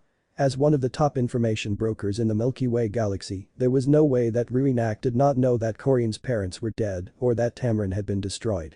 "That rat betrayed us," Kyuubi said. "Most likely, he was paid by the Sions to deliver us to him. I can totally see those crazed scientists wanting to dissect you and me to see what makes us tick and what gives us our power. And that scum of a rat even sold his wife and kids for money, to say nothing of his willingness to sell you." Naruto nodded his head and added. "The bounty to save the Princess of Tamarin was probably just to distract us and give more of a reason and make sure we entered one of the Sions bases." Cold laughter came from him as he said. "But I will play their game." That is different than usual demeanor. Kyuubi jumped off Naruto's shoulder and then stood in front of him. He looked him in the eye and said meaningfully. "Are we going all out?" Naruto chuckled softly. "You know me so well, Kurama." As they were speaking, over a dozen space warp tunnels appeared within 200 miles of their ship. The radar of the ship went crazy and alarms started blaring as multiple hostile targets appeared within its scope. From those space warp tunnels, almost 40 frigate-class and even 8 galleon-class warships came out. "I hope whatever the Sions had bribed a rat with was worth trading his life for. Because I'll rip him to shreds after I am done here," Naruto growled. It was not his normal voice, it was deeper, and it sounded demonic. The nails of his fingers had turned into claws, and if it had not been for his masking jutsu that made his hair look golden yellow, it could have been seen that his hair had become blood red compared to the regular strawberry blonde from before. Under his mask, his canines grew into fangs as well, and his already thick whisker-like marks became darker and deeper. The beeping sound was being made by the computer, showing an incoming transmission, but a clawed finger pressed on a key to reject it. He did not need to hear what the incoming fleet of warships had to say to know their intentions. On the large screen of his computer, he could see the footage recorded by the AI. The ships that had appeared on their radar carried the emblems of the Sion monarchy and the Gordanian Empire. They think they can trap and capture us like a beast. Come, Kurama. It's time we reminded the world what happens after provoking a slumbering beast. The fox met the man's fist in a fist bump and, as the two of them looked at each other, bloodthirsty grins crept on their faces. In the next moment, their silhouettes teleported out of the ship. Hundreds of ships were firing laser beams at an enormous monstrosity. A fission-type missile exploded against the torso of the beast, and an enormous mushroom-like cloud of fire rose for tens of miles into the sky, even puncturing the stratosphere of the planet. A roar of pain came from the beast as a patch of its chest was burnt off. This isn't right. This wasn't in our calculations. Our data was wrong. A frail-looking green lizard man yelled hysterically. They had not known that the tiny pet of the mercenary they wanted to capture would transform into a world-destroying behemoth. That fission-type missile was the strongest weapon of mass destruction they could use without endangering the very core of the planet their race was living on. But that weapon that could lay waste to an entire nation had only scraped some skin off the beast's chest. The one that looked like the commander of the lizard men screamed. Everyone, evacuate the planet. Prepare the star destroyers and blow up everything to dust. Blow them all up along with the planet. His adjutants could not help yelling out in disbelief. But sir. Our home and everything we've worked so hard for will. The adjutant, however, did not finish speaking when the sky suddenly seemed to turn black. His words died out in his throat when an enormous sphere of purple-black energy cast a shadow over the capital city of the planet. Boom. The cataclysmic explosion boomed. A white light blinded every living being in range, and the shockwave it generated deafened everyone a second later. The energy shield that should have been capable of defending even against a shot from a star-destroying particle cannon was obliterated. 20 galleon-type warships equipped with star-destroying cannons flew in front of the enormous beast. But despite the destructive might of their warships, everyone on board trembled at the sight of the colossal beast standing ahead of them. They have never seen anything as monstrous as that before. Blood-red fur, over 1,500 feet in height and over 2,500 feet in length. At its back, 9 enormous tails created tornadoes just with simple twitches. It was a gargantuan 9-tailed demon fox. Kurama. Sea of Fire. Naruto shouted. He was on top of the enormous fox's head, but he was so small that he could not be seen from outside. The fur of the beast's head was even taller than him. He was no bigger than a fly was on a regular fox. He sat on his knees, with both hands pressed down on the head of Kyuubi. A massive amount of chakra was being passed on from him to the demon below through his hands. The titanic demon roared. A conic breath of fire covered the entire sky. Like the furious waves of an ocean, the stream of fire obliterated everything in its path. The several miles-long star-destroying warships were reduced to liquid metal in mere seconds. Flames hotter than the sun melted everything. It was hell. And in the middle of that hell, demonic laughter shook the skies. Wahaha. Die. Die. Kyuubi reveled in the feeling of power, in the slaughter. Power like he had never wielded back in the elemental nations. A power not any lower than that of the 10-tailed beast, a god. He did not have many opportunities to let loose like that.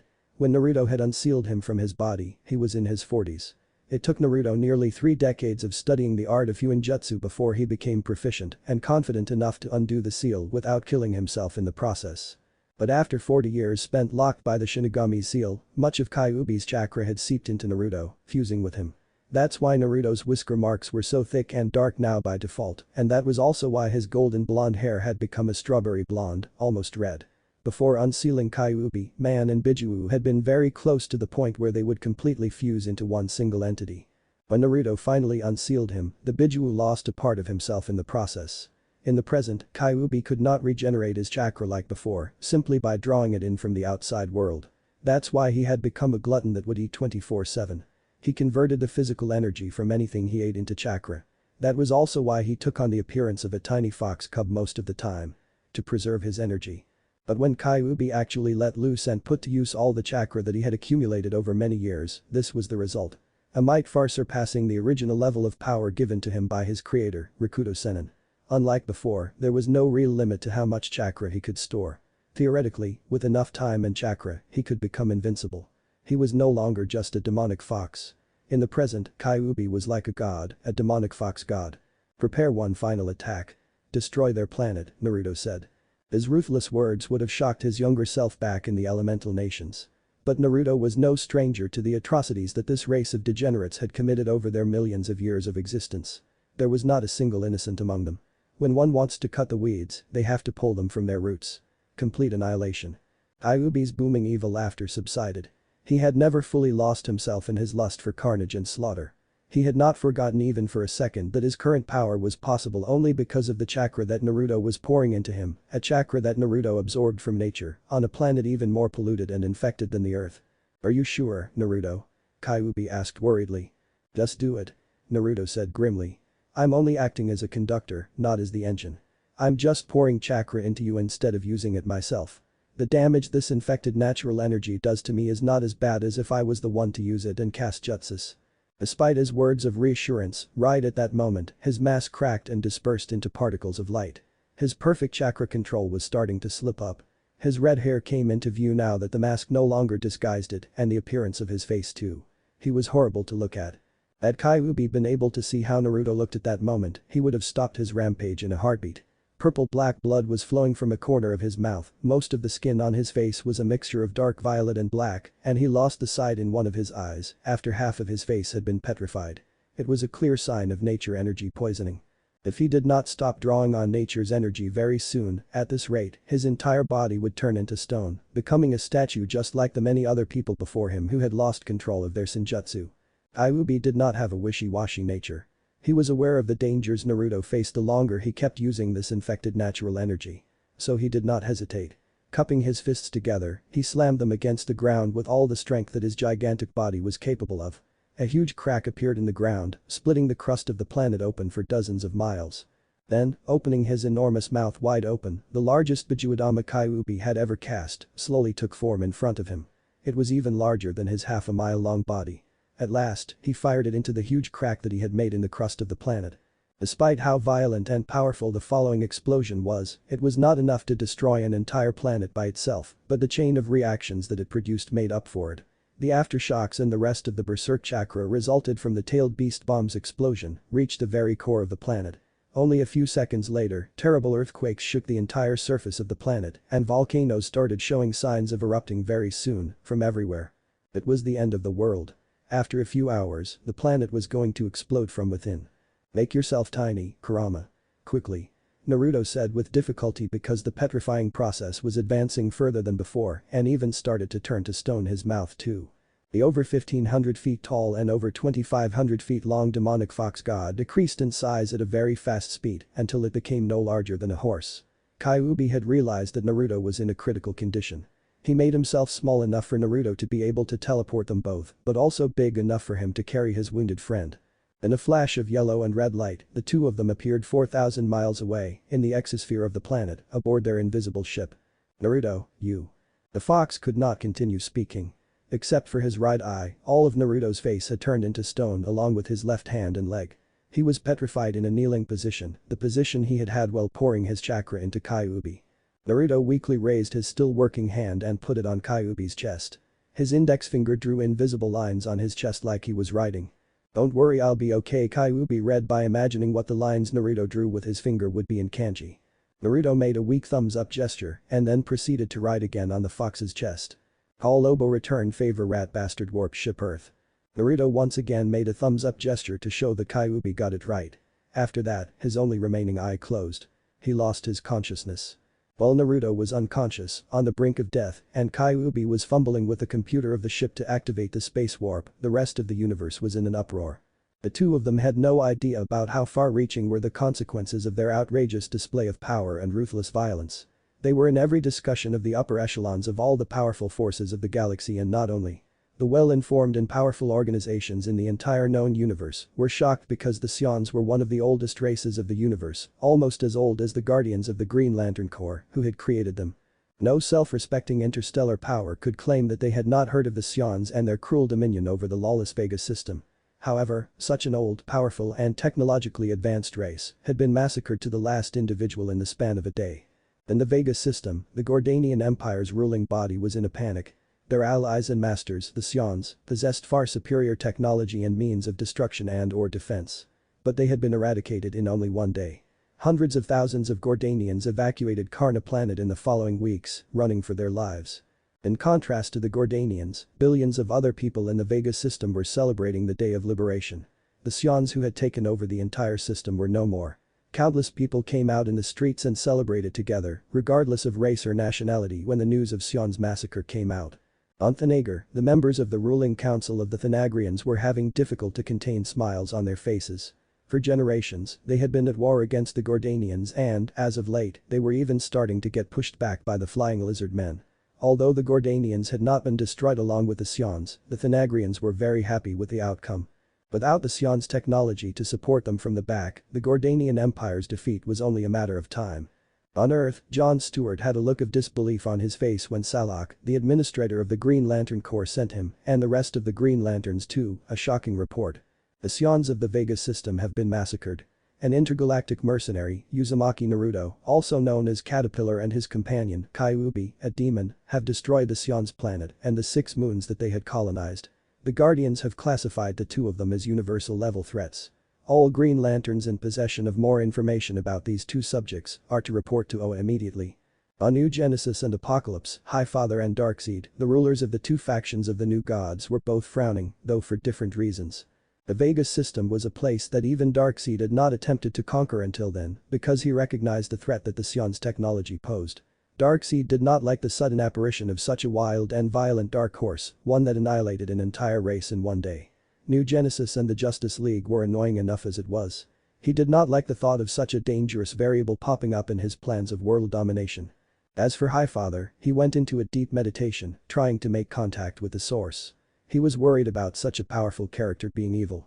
His adopted son, Orion, the most valiant warrior of the gods from New Genesis, was getting ready to leave their world and make contact with the dangerous mercenary and his beast to ascertain their intentions and thoughts. On the planet Almerac, a beautiful red-haired woman shot up from her throne, her face betraying the shock she was feeling. She was Maxima, the queen of Almerac. A series of contrasting emotions flashed in her eyes. At first anger, then infatuation, and then anger again. She had met the mercenary and his fox a few years before. Infatuated with how powerful he was, she had tried to kidnap him and make him her husband by force. But not only that he had rejected her, he even stole one of their most advanced stealth-oriented warships before escaping from the planet. She had not heard anything about him for years, but when she finally heard some news about him again, it was about him annihilating a race as powerful as the Sions. Her infatuation levels skyrocketed. Flushed with excitement and as eye ran with her previous anger nearly forgotten, she immediately ordered her subordinates to search for more information about his whereabouts. She was definitely going to hunt him down and make him her husband. Lastly, a yellow power ring took flight from Quard in the antimatter universe. Its destination was precise. The Earth, in the Sol system, Milky Way galaxy. Target: Kyuubi, the 9-tailed demonic fox god. Chapter 10 Origins. Yes, a burrito with extra cheese. Yes, the top floor. The name is Diana Prince. Placing her smartphone on the coffee table in her spacious living room, Wonder Woman focused on drying off her wet hair with a head towel. She had just come out of the shower, proof of that also being that there was only a white towel wrapped around her torso. A few minutes later, the doorbell rang and she left her head towel on the backrest of the sofa as she sat up and went to open the door. "Good evening, ma'am. Here's your..." The delivery boy's words died in his throat 2 seconds after that door opened. "Good evening. Is there a problem?" Wonder Woman asked, completely oblivious. "And no," he said, his face quickly becoming as red as an apple.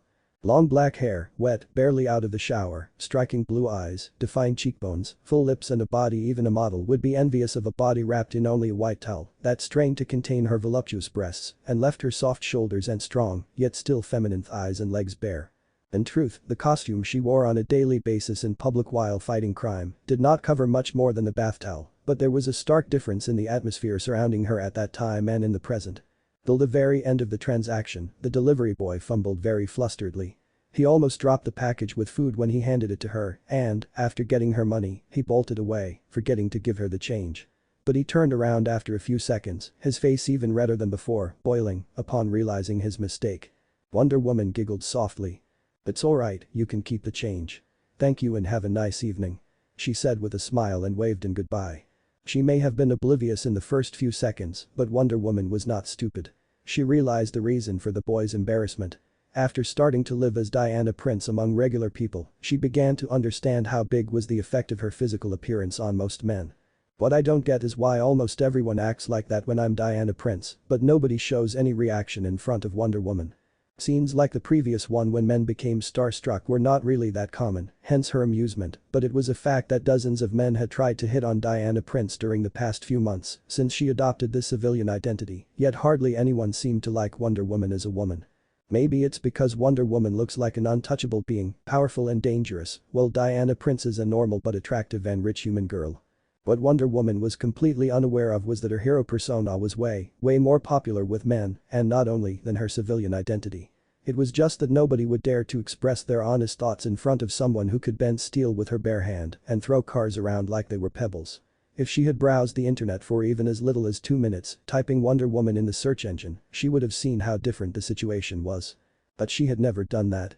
She did not know about the hundreds of blogs dedicated to worshipping Wonder Woman or about the existence of websites like RULE34.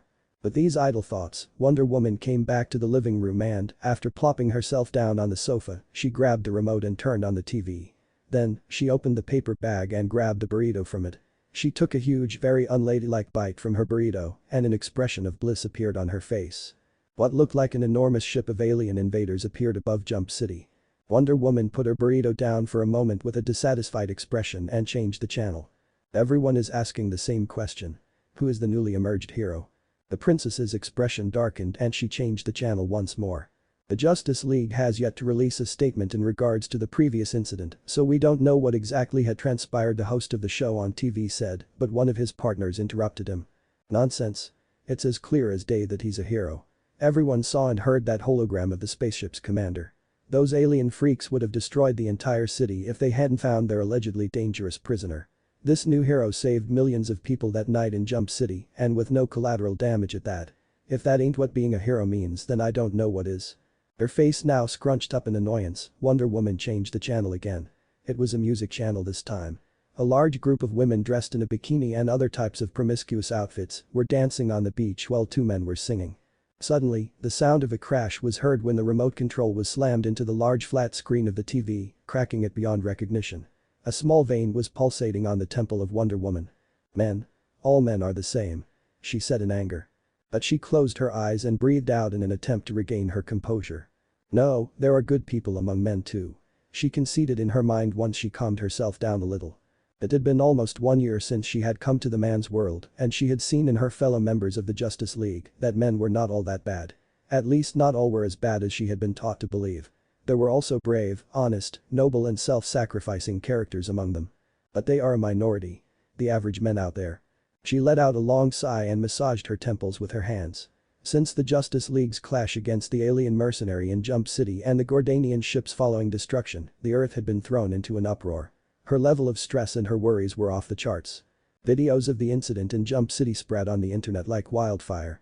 The videos did not contain scenes of Naruto's clash against the Justice League because all the civilians evacuated the area after Coriander went on a rampage, but they all contained the scene of a man glowing in yellow and red light, almost like an angel, annihilating the enormous half-a-mile-long alien spaceship. In the general population's eyes, he was a newly emerged hero. They had no idea that he had fought against the Justice League at first. That said, the entire Justice League was very rattled by the incident. Batman hid in his Batcave and has not spoken to anyone ever since. John Stewart was summoned to Green Lantern Corps HQ in an urgent fashion, and Wonder Woman herself just stayed at home all day, in her apartment, eating junk food and hiding from the crazed reporters.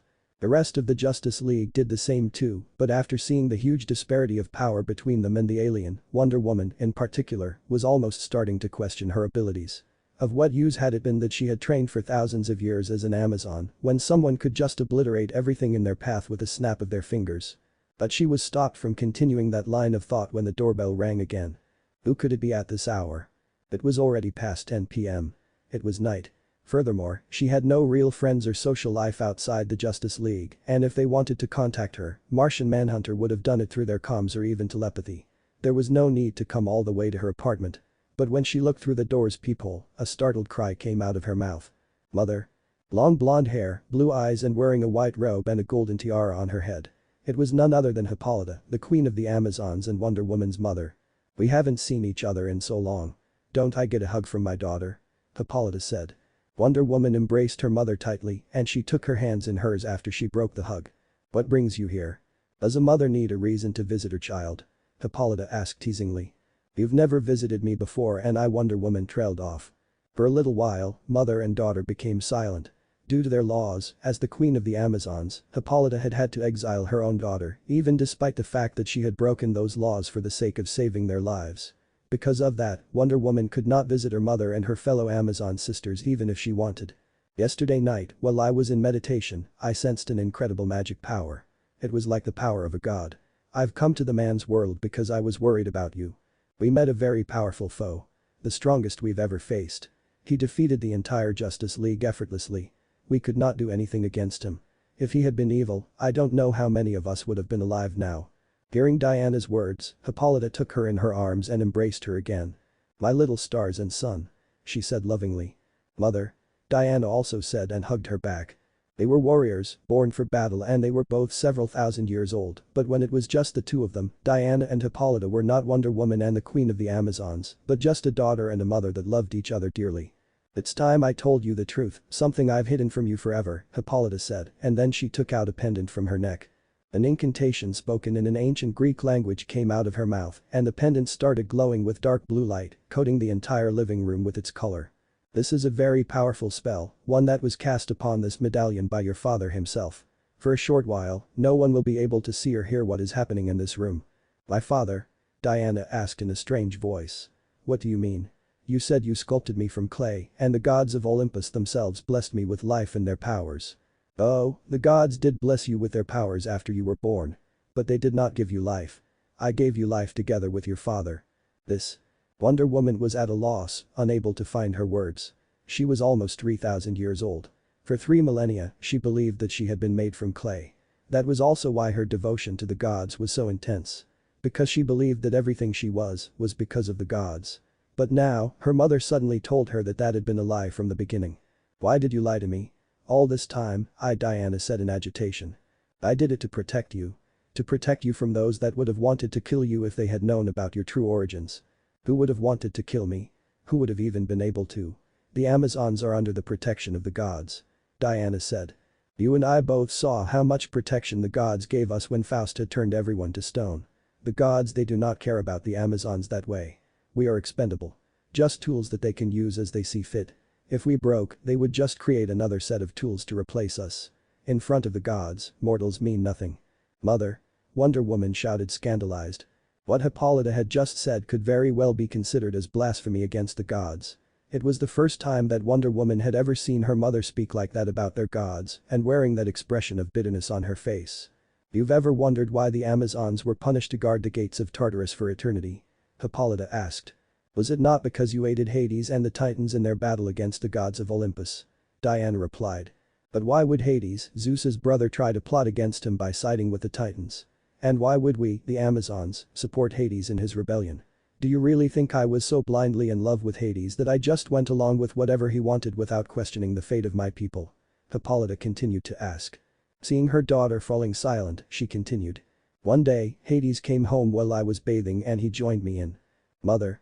Diana cried out, her cheeks instantly turning rosy in embarrassment. She did not want to hear any details about her mother's sex life.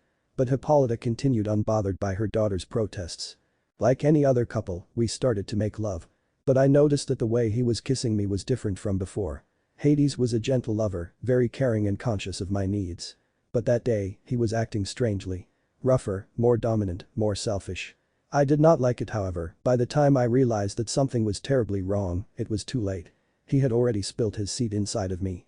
Them being such a quick shot and then teleporting away immediately after that further cemented my suspicions. That man had not been Hades. It had been someone else. Don't tell me. Diana muttered with her hands covering her mouth in disbelief. It was not hard for her to guess what had actually happened. It had been Zeus all along. You know very well the history and how many women he had raped before. In my case, he had not dared to do it openly. He had disguised himself as Hades, who was my lover at that time. Naturally, I did not hide what happened from Hades. You can imagine his and my rage at Zeus. But we could not do anything against him. He is the king of gods for a reason. No one could ever defeat him, except for goddess Athena maybe, one day. Coincidentally, around that time, the Titans waged war against Olympus. Hades jumped at the chance to get his revenge against Zeus. Though I hated Zeus too for what he did to me, I was reluctant to join him. As the leader of my people, I did not want the Amazons to be embroiled in a war of the gods. But he guilt-tripped me into accepting it, accusing me of colluding with Zeus behind his back. Zeus forcing himself on me that day, it had changed him. He became more taciturn, quick to anger, and always ready to explode. Hades became very different from the man I had once fallen in love with. As for the rest, it is as you know it. The Titans lost the war and Hades was exiled to Tartarus, while the Amazons were punished to guard its gates for eternity for having sided with him. A poignant silence followed. I assume Hera would have wanted to kill me if she had known that Zeus cheated on her again. Diana asked. Yes, Hippolyta answered. But if Zeus has one quality, that is that he cares about his children. Together with great Athena, they made a plan. They gave me an enchanted necklace that hid my pregnancy, and they also told me to sculpt a baby out of clay. When it was time for you to be born, they pretended to give life to that form of clay. Knowing that, as the daughter of Zeus, your strength would far exceed that of your fellow Amazons, great Athena sealed your powers. To remove any possibility of Hera becoming suspicious even of your sealed strength, goddess Athena organized a birthday party for the newborn you, a party where she invited the rest of the gods to bless you. Goddess Athena blessed you with her wisdom. Goddess Demeter blessed you with her strength. Goddess Aphrodite blessed you with her beauty. God Hermes blessed you with his ability of flight and speed. Goddess Artemis blessed you to have unity with nature and wild beasts and affinity to fire. Goddess Hestia blessed you with the power to discern the truth. And now, the truth shall set you free. You are Diana, the princess of the Amazons, the daughter of Queen Hippolyta and the king of gods, Zeus. The sound of chains being snapped was heard and an aura of power and nobility burst out from Wonder Woman's body. Had it not been for the powerful spell coming off from the medallion that Zeus had enchanted, just that release of aura would have blasted the top floor of the building to dust. The spell will not hold on for too long, Diana. Hippolyta said urgently. Where are your bracelets? Put them on immediately. Though extremely bewildered by her mother's words and the massive changes she could feel taking place in her body, Diana automatically listened to her mother's words and tried to run to her bedroom where she had left her uniform. Wait, don't move away from this spell's range. Just tell me where they are and I'll get them for you. Not long after that, Hippolyta returned with the bracelets of submission and gave them to her daughter. After she put them around her wrists, Hippolyta said. Unless it's a matter of life and death like it was 2 days ago, never take these off. They will continue to suppress and hide your true nature and powers as long as you wear them. Never tell of your identity to anyone unless you don't have a choice. The moment you take them off, the gods will take notice of you and Hera will learn of your identity as well. An angry and jealous Hera is no less dangerous than her enraged husband. Looking at Diana, who was still silent and had a lost look in her eyes, Hippolyta took her once again in her arms and hugged her to her chest. I'm sorry I had to hide this from you for so long. If I hadn't been afraid I could lose you, I would have never told you the truth. I never cared about how powerful you could be while you were at my side. All I ever wanted was for you to be happy. To be safe and to feel loved. Diana could feel her mother's tears wetting the crook of her neck. She had never seen her cry, she had never seen her as vulnerable as that before. Hippolyta broke the hug and she raised her hands to cup her daughter's cheeks, making it so their blue eyes locked on each other. Even though Zeus forced himself on me, I never regretted giving you birth, Diana. I swear this on the river Styx. You are my little stars and sun. You are the joy of my life, my beloved daughter. Never think otherwise. Hearing her mother's pleading and filled with love voice and seeing her tears made Diana's eyes start swimming in tears too. She leaned into her mother's touch and hugged her tightly once more. Though her heart had been shaken by these revelations, the love and respect she had for her mother only increased after learning the truth. At night, Hippolyta did not return to the island of paradise. That night, Wonder Woman, a 3,000-year-old woman, a valiant and tough warrior, slept like a vulnerable little girl, curled up in her mother's embrace. In contrast, Hippolyta stayed awake for a long time, watching her daughter sleep. A gentle expression was on her face as she softly caressed Diana's head. What if Naruto x Diana of Themyscira Justice League end here, and thanks for watching my video till the end.